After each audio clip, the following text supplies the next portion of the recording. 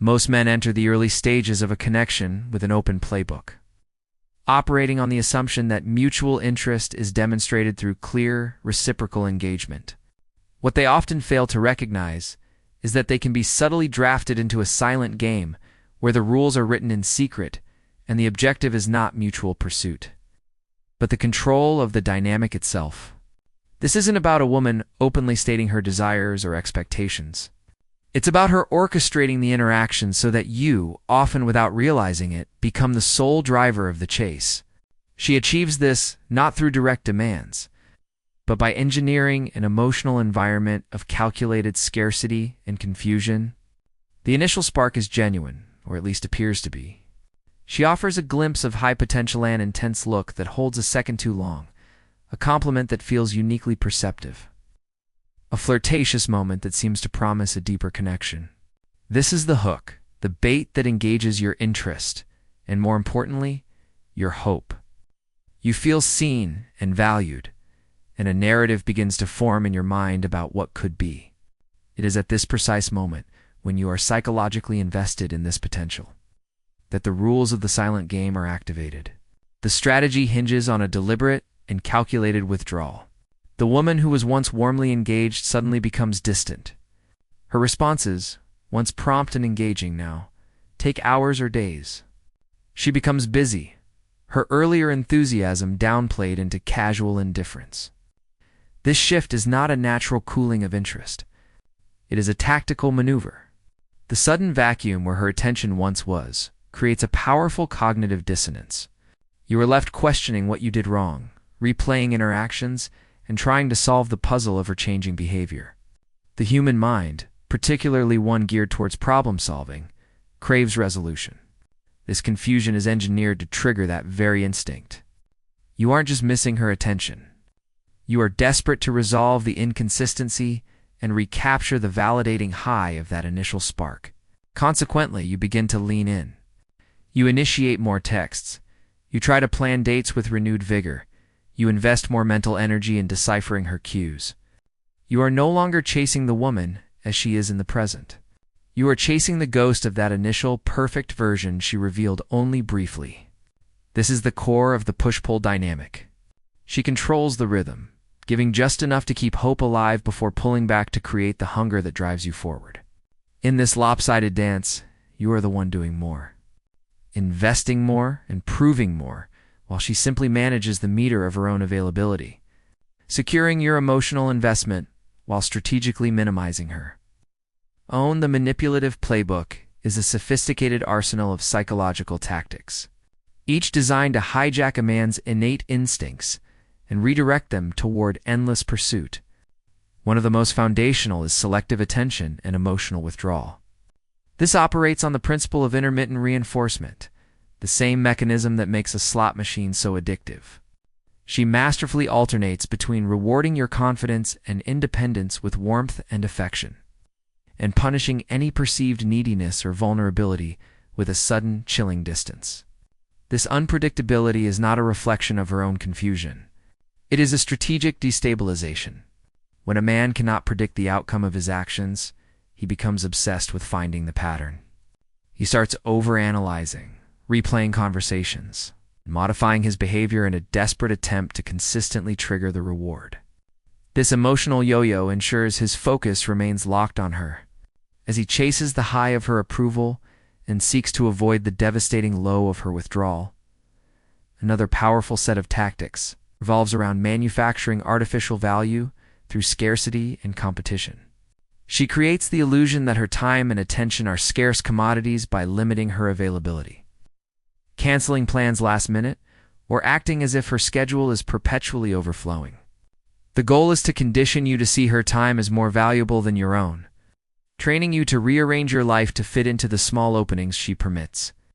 She will casually and seemingly innocently bring up other Mananax who was so attentive, a coworker who is incredibly ambitious, a friend who just gets her.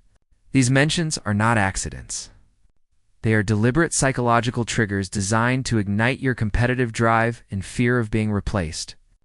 Instead of leading the interaction from a grounded, self-assured place, you shift into a reactive mode. trying to outperform these imaginary rivals. You become more attentive, more available, and more eager to demonstrate your superior value. Effectively stepping into her frame, where you are the one proving yourself to her. Perhaps the most insidious tactics are those that create a false sense of unique intimacy. This includes emotional mirroring and the mirage of vulnerability. Initially, she will mirror your energy, interests, and humor with stunning accuracy, creating a powerful feeling of being profoundly understood and aligned. This mirroring tricks your brain into believing you found a rare, deep connection. Then, she withdraws that reflection. The warmth vanishes, replaced by cool indifference. You are left chasing the ghost of that perfect connection, desperate to get it back. Similarly, she may offer a mirage of vulnerability, sharing a personal story or a past pain that makes you feel you've been granted access to a part of her no one else sees. This awakens your protector instinct. But once you're hooked by this perceived intimacy, she retreats again. You are now not just chasing her affection, but the rewarding feeling of being her savior and confidant, a role she dangles before you but never allows you to fully occupy. Finally, the tactic of future faking weaponizes a man's natural drive as a builder and provider. She paints a vivid emotional picture of a shared future, the trips you'll take, the home you'll build, the life you'll share. She offers glimpses of an idealized partnership, making you invest in a dream. This fantasy becomes the carrot on a stick, causing you to overlook the emptiness or inconsistency of the present relationship. You pour in time, energy, and emotion, justifying her current neglect because of the promised future. The more you invest in that dream, the harder you pursue in the present. Terrified of losing the beautiful illusion she has sold you, she never needs to follow through. She only needs to occasionally refresh the vision to keep you locked in the cycle, forever chasing a tomorrow that never arrives. The true power of these manipulative tactics lies not in their inherent cleverness, but in their masterful exploitation of a man's fundamental psychological wiring. The male psyche is often geared towards problem-solving, competence, and protection, and this playbook is designed to turn these very strengths against him. The first and most powerful trap is the hijacking of the fix-it reflex. When a woman creates confusion through hot and cold behavior or the silent treatment, man doesn't typically interpret it as a game. He sees it as a malfunction to be diagnosed and repaired. His logical mind, seeking patterns and solutions, kicks into overdrive. He replays conversations, analyzes text messages for hidden meanings, and experiments with different approaches, giving more space, offering more reassurance, trying to find the correct combination that will fix the problem and restore the initial connection. What he fails to grasp is that the inconsistency is not a problem to be solved, but the central feature of the trap. The more he strives for resolution, the deeper he invests, and the more control he cedes. He is trying to solve a puzzle that was deliberately designed to have no solution. It's keeping him perpetually engaged in a futile mission. This leads directly to the second trap, the outsourcing of self-worth. Through a system of conditional affection and mixed validation, man is gradually conditioned to seek his validation externally from her. When he behaves in ways she approves of, being confidently independent, buying gifts, or complying with her unstated demands, he is rewarded with warmth and closeness. This feels like love in progress. But the moment he deviates, shows a need of his own, or asserts a boundary, that warmth is withdrawn and replaced with coldness or criticism. This creates a powerful psychological phenomenon known as intermittent reinforcement. His brain becomes addicted to the unpredictable rewards, associating her approval with his own sense of adequacy. He is no longer chasing the woman herself, but the permission to feel good about himself. His own internal compass is dismantled piece by piece and replaced with a dependency on her reactions. He starts performing, not to express genuine affection, but to earn back the fleeting feeling of being enough that she dangles before him. Finally, the playbook ruthlessly exploits a good man's capacity for empathy and his instinct to protect. When a woman fabricates or exaggerates emotional struggles, is becoming sad or withdrawn, a man with a protective nature feels compelled to help. He asks what's wrong, only to be met with a vague nothing. I'm fine. This intentional vagueness is a powerful hook. It creates anxiety and a sense of responsibility within him. He now chases not her affection, but the resolution of her emotional state. He spends immense time and energy trying to soothe, repair, and win back her warmth, effectively being tasked with solving a problem he cannot see and did not create. His empathy, which should be the foundation of a healthy bond, is twisted into a leash. The moment he tries to step back and focus on his own life, he is often met with accusations of being cold or uncaring, triggering his fear of being perceived as a bad person.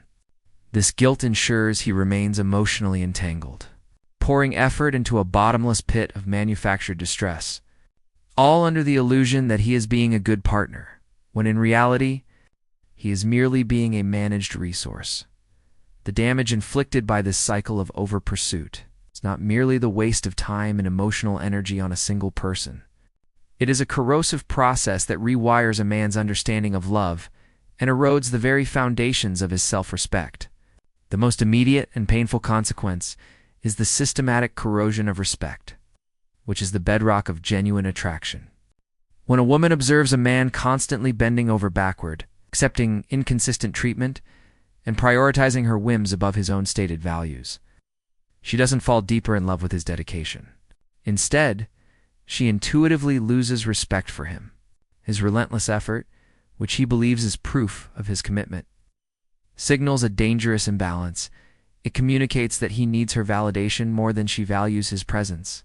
This perception is fatal to authentic attraction. A man who is perceived as needy, regardless of how much he provides, is ultimately seen as a liability, not a prize. This is why so many men are blindsided when the woman they've sacrificed everything for finally leaves. They mistakenly believed their suffering was a down payment on her loyalty, when in reality, it was the very reason for her eventual disdain. Beyond the dynamic with her, a more insidious internal shift occurs: the rewiring of the brain to associate love with chaos. The constant roller coaster of emotional highs and lows, the devastating withdrawal followed by the euphoric reward of her temporary affection, creates a powerful neurological addiction. This conditions a man to mistake anxiety for passion and inconsistency for intensity. He begins to believe that a relationship without this level of dramatic tension is boring or lacks spark. This warped mindset doesn't remain confined to one toxic situation. It becomes a template for future relationships. He walks into new connections already primed to chase, to fix, and to prove his worth through suffering. He unknowingly seeks out partners who replicate the same patterns of manipulation, dismissing stable, respectful women as uninteresting because they don't provide the addictive roller coaster his system now craves. He becomes an addict, not to the woman, but to the cycle itself. Ultimately, the greatest cost is the complete loss of personal frame. A man's frame is his internal center of gravity, his mission, his core values, and the non-negotiable boundaries that define his life. The relentless pursuit of manipulative validation forces him to abandon this center. He cancels plans with friends to remain available for her, neglects his fitness and career goals to soothe her manufactured crises, and silences his own instincts to avoid her disapproval. He is no longer the author of his own life. He becomes a reactive character in hers, constantly scrambling to manage her emotions and win a game he never agreed to play. He sacrifices his identity on the altar of her approval, only to find that the altar is empty. The man who entered the dynamic-driven, confident, and self-directed is gradually replaced by an anxious, depleted version who is unrecognizable to himself and ultimately unattractive to anyone, including the very person he is trying so desperately to please. The path to breaking free from this cycle is not about learning more advanced counter-manipulation tactics or playing the game better. It is a profound internal shift that involves refusing to play the game at all. The key to this liberation is not found in her, but in the reclamation of your own psychological real estate. The most critical step is to become genuinely indifferent to her validation. This doesn't mean becoming cold or emotionless. It means anchoring your sense of self-worth so deeply in your own reality that her approval or withdrawal no longer dictates your emotional state or actions. When your identity is rooted in your mission, your values, and your progress, her tactics lose their power. Her silence is no longer a terrifying void you must fill, but simply silence. Her coldness is not a puzzle to be solved, but information about her character. Her attempts to incite jealousy are no longer triggers for competition, but revealing displays of immaturity. This shift changes everything, because you are no longer a reactive participant in her drama. You become an observer who can calmly assess whether this person is worthy of your time and energy. This foundation of inner stability is built upon three non-negotiable pillars: your mission, your standards, and your boundaries. Your mission is your purpose, the work, goals, and vision for your life that are larger than any single relationship. It is the central focus that keeps you grounded and moving forward. It's providing a sense of fulfillment that no external validation can match. Your standards are the clear set of rules you live by, defining what you accept and what you reject in your interactions. They are your personal quality control, ensuring you only engage with those who demonstrate respect and reciprocity. Your boundaries are the enforced lines that protect your peace and integrity. They are not threats or ultimatums, but pre-established consequences you calmly enact when someone disrespects you. For instance, if she uses the silent treatment, your boundary isn't to beg for a response. It is to simply disengage and redirect your energy to your own life until she communicates like an adult, if you even choose to respond at all. When you embody this trifecta, your entire energy transforms. You radiate a calm certainty that cannot be faked. This is what separates men who are played from men who are respected. You stop seeing her actions as commands you must obey, and start treating them as data points you assess. Her manipulation is no longer a signal to chase harder. It is a red flag, indicating a person who is unsafe for a genuine connection. This is the moment you reclaim your power, not power over her, but power over your own life and emotional well-being. You move from being reactive to being proactive, consciously choosing your responses based on your own code, not her whims. This newfound strength creates a powerful paradox. The less you chase, the more magnetic you become to the right kind of woman. Your energy communicates a quiet abundance. It says, "My world is full and fulfilling with or without you. I do not need your games to feel alive, and I will not perform to earn your love." This is unnerving to a manipulative woman, as her entire playbook becomes useless. She will likely lose interest and move on to someone more easily controlled. But for the woman who is emotionally mature and self-assured, this stability is incredibly attractive. She will recognize a man who cannot be swayed from his core self. A man who offers the clarity and consistency that form the bedrock of real trust and intimacy. She isn't looking for a puppet to control, but a partner to build with. The ultimate truth that frees you is this: real love is not something you earn through suffering or performance. It is revealed through consistent mutual action. It builds you up. It doesn't drain you. A healthy, high-value relationship does not require you to abandon your mission, lower your standards, or compromise your boundaries. In fact, it reinforces them. The moment you fully internalize this, walking away from a manipulative dynamic ceases to be a loss. It becomes a profound act of self-love and liberation. You realize you are not losing love. You are courageously rejecting a counterfeit designed to keep you enslaved. You stop asking, "How can I win her back?" and start asking the only question that matters: why would I want someone who chooses to play games in the first place? When you can answer that with clarity and action, you have not just escaped a trap. You have graduated to a level where only genuine connections can reach you.